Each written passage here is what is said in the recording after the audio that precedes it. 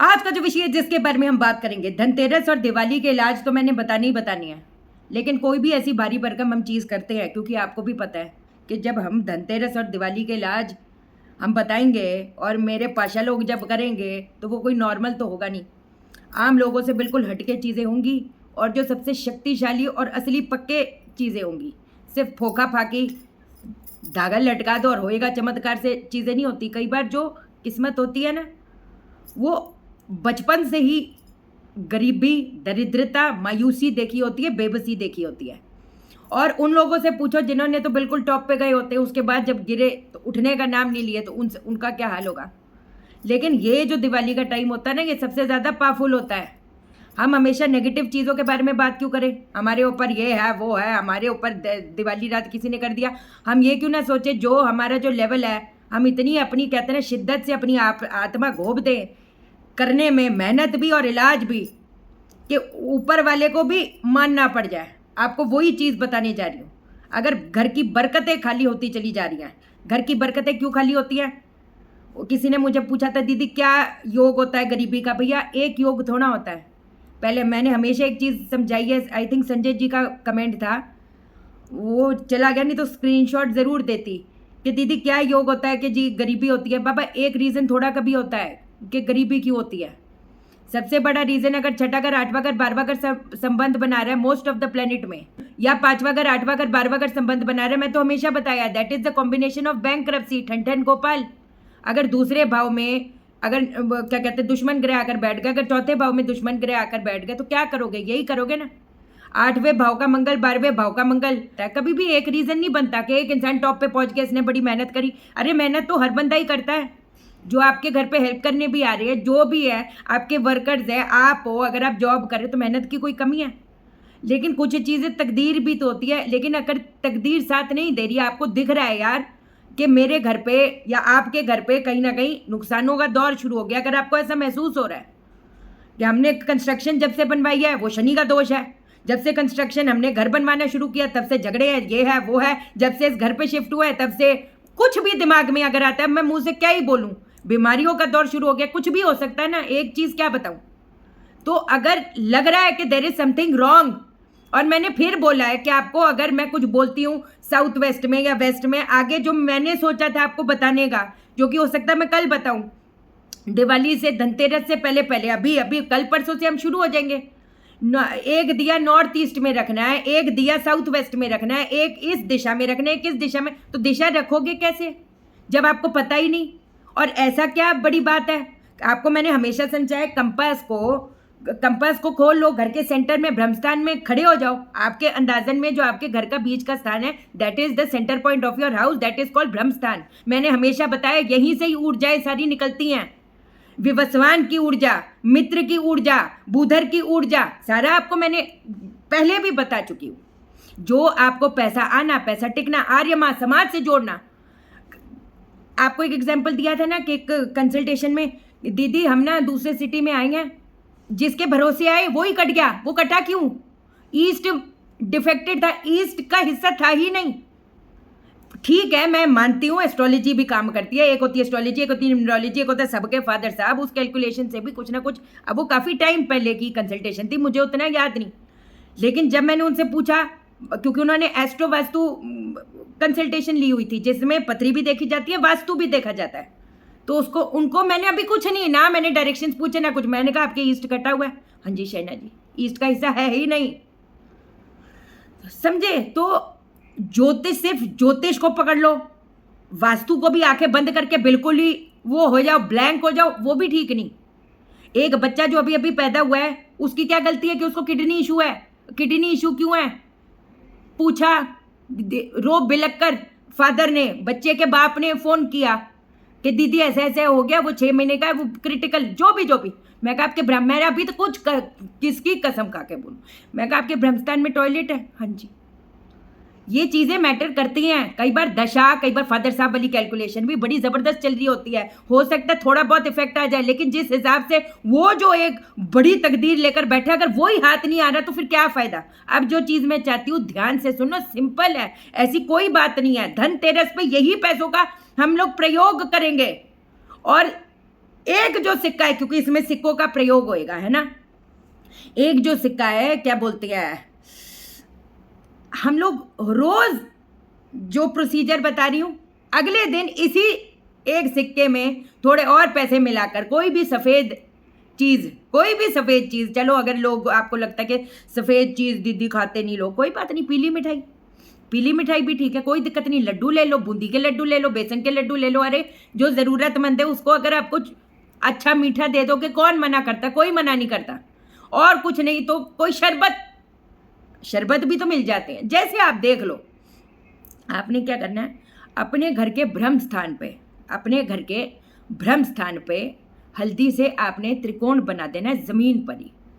उसके ऊपर आपने 2 सिक्के रखने हैं, बेशक 5 के रखो, बेशक 10 के रखो, ठीक है। 2 सिक्के आपने रख दिया और 1 सुपारी आपने रख दी। वहीं पर ही आपने दीपक जलाना है।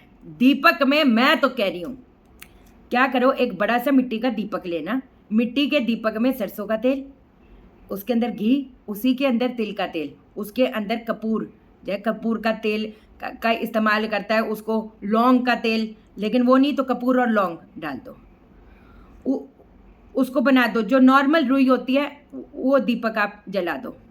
वहाँ पर बैठकर आपने किस मंत्र का उच्चारण करना है, जितना मैक्सिमम हो पाए। ये मैं आपको 3 मंत्र दे रही हूँ, आप उसको एक ही गिनो, कम से कम आप 108 इसको करो। पहला मंत्र क्या होगा, ओम ह्रीम अघोराय धन्याय नमः। दूसरा मंत्र ओम क्लीम अग्नि रूपाय महाबले नमः। तीसरा मंत्र जो होगा ओम श्रीम ह्रीम क्लीम ऐम श्रीम क्लीम नमः। ये एक मंत्र है, बेशक किसी पे लिख लेना, आप पढ़ के कर लो। 1-2 बार पढ़ोगे फिर तो वो याद ही हो जाएगा। ऐसा कौन सा बड़ा मंत्र मैंने आपको बता दिया कि आपको याद नहीं होगा। 10 बार पढ़ो, आपको याद हो जाएगा। याद करने वाले होगे, जब पढ़ के करोगे उसके बाद तो याद ही हो जाएगा। फिर आंखें बंद करके करना। दीपक हमने जलाया हुआ है, उधर ही सिक्के हमने रखे हुए हैं त्रिकोण के अंदर, उसी के अंदर एक सुपारी भी रखी हुई है। इसके बाद जब आपका जप हो जाएगा, पहले से ही तैयारी करके रखना। बेशक जमीन पर ही, कोई दिक्कत नहीं, इतनी फॉर्मेलिटी ऊपर वाले से की नहीं जाती। इससे पाप लग जाएगा, उससे पाप लग जाएगा। पाप और पुण्य तो छोड़ ही दो, वो तो वो देखेगा ना कि किसको पाप लगेगा, किसको पुण्य मिलेगा, ठीक है ना। ये एक इंसान के बस की बात नहीं है बताना। With due respect to all, study whatsoever it is. वो जो एक ताल्लुक है वो ऊपर वाला कोई परे नहीं है, वो अपना ही है, उसी का ही हम लोग हिस्सा है। ये समझते नहीं हो, डर पड़ जाते हो, ये पाप लग गया, वो पाप लग गया। कर्म नियत पाक साफ है, प्योर है, अपना कर्म करते हो शिद्दत के साथ। आपको पता है, आप जब शीशे में देखते हो आप करेक्ट हो, अगर नहीं तो उस चीज़ को करेक्ट कर लो। अगर 100% का एफर्ट नहीं कर रहे, आपको पता है यार मैं उतना एफर्ट नहीं कर रही जितना मुझे करना चाहिए, या मैं रिश्तों में भी ऐसी कुछ चीज़ें मेरी तरफ से भी गलती, उन चीज़ों को सुधारो। फिर साथ में वो खड़ा है, ये महसूस करो फिर, ठीक है। चलो खैर, ज़मीन पे ही रखो, कटोरी रख लेना, तांबे की ले लो, कोई स्टील की ले लो, उसी में ही थोड़ा सा कपूर घी अग्नि प्रज्वलित कर देना। गाय का पला देसी कपूर घी डालकर अग्नि जला देना। गुड़ के छोटे छोटे टुकड़े रख लेना। अब इसके बाद जो गुड़ के टुकड़े हैं, मैं कहती 27 छोटे छोटे टुकड़े कर लेना। आपने किस मंत्र से आहुति देनी है, ओम ह्रीम अघोराय धन्याय नमः स्वाहा, ओम ह्रीम अघोराय धन्याय नमः स्वाहा। 27 आहुति दी है। उसके बाद क्या करोगे, कोई वहम नहीं है। जो त्रिकोण बनाया है उसको कोई बात नहीं, वेट टिश्यू ले लो, कोई कपड़ा जा ले लो, सिंक में, किचन की सिंक, उसको पोंछ दो। किचन की जो सिंक है उसमें धो दो, कोई वहम नहीं। मैं ही बता रही हूँ ना, क्या वहम है क्या वहम नहीं, वो शहना सेठ ही बताएगी ना। फिर सिक्के जो हैं, अब उसमें से एक सिक्का है वो साइड रखो, सही बात है। और एक सिक्का जो है उसमें से और पैसे मिलाकर उसी दिन, ये सुबह दोपहर शाम रात बिंदास कभी भी करो, कोई दिक्कत नहीं। एकाग्रचित्त होकर करना, कोई इर्द गिर्द नहीं हो टोका टाकी करने के लिए। मेरे इन चीज़ों का भैया मेरे को फिर वहम है, ये क्या है वो क्या है, कुछ नहीं है भैया, कुछ नहीं है, ठीक है। और जो बाकी का हमने साइड रखा है, जो साइड रखा है उसमें ये जब तक धनतेरस नहीं आ रहा उसको साइड रखते जाओ। धनतेरस के दिन इसमें और थोड़े पैसे मिलाकर अपने घर के लिए कोई भी बर्तन या मंदिर के लिए बर्तन वगैरह, वैसे ये पैसे इंक्लूड उसमें होने चाहिए। इस चीज़ का आप ध्यान देना। बरकतें बढ़ेंगी, कोई रोक नहीं पाएगा। या इसका त्रिशूल हम लाएंगे, वो मैं एक चीज़ और आपको बता दूंगी, या क्या इसका हम खरीद सकते हैं वो भी मैं आपको बता दूंगी, कोई बात नहीं। बस आप इसको अभी वो साइड रखो, और कुछ नहीं भी करें, इन सिक्कों को अगर तिजोरी में रखेंगे ना और उसको टच नहीं करेंगे, तब भी बरकतें बढ़ेंगी, तब भी बरकतें। अभी तो मैंने बहुत चीज़ें आपको बतानी है। ये जो सिक्का हमने ज़रूरतमंद के लिए रखा है, और वो मैंने आपको बता दिया आप क्या खिला सकते हो। ये जो सुपारी है, इसको लपेट कर, रेशमी कपड़ा हो तो बहुत अच्छी बात है, और अगर नहीं तो कोई बात नहीं, पीले रंग के कपड़े में लपेट कर इसको अपने मंदिर में रख दो। जो सुपारी होती है बीटल नट होती है, has lot of cosmic power, वो अपने आप में ही एक ग्रह है। जब भी भैरव बाबा की कोई भी विधि करी जाती है, आपको पता है जब भैरव बाबा का चित्र वगैरह, मैंने आपको पहले भी बताया, काली माँ का, भैरव बाबा का चित्र वगैरह, मैं उसके हित में नहीं हूँ। दुनिया चाहे जो मर्जी, ठीक है यार, मैं कुछ नहीं कहती, बहुत चीज़ें देखी जाती है, करी जाती है, अब उसमें क्या ही बोलें, ठीक है ना। तो क्या विधि होती है, तो सुपारी को हम लोग भैरव बाबा का प्रतीक मानते हैं।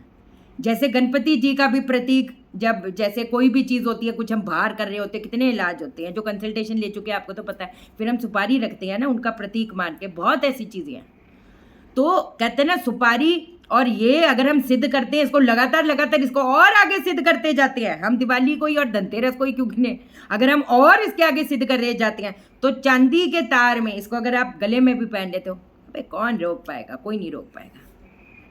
है पावर, बात बनेगी कि नहीं बनेगी, कोई रोक नहीं पाएगा। जो कंसल्टेशन लेना चाहते हैं, आप चाहते हैं कि मैं आपके घर का वास्तु करूं, आप कुंडली दिखाना चाहते हैं, आप कॉल करते हो, मेरे को कॉल मिलती नहीं, हज़ारों कॉल्स आते हैं, हज़ारों मैसेजेस आते हैं, मैं कैसे बताऊं।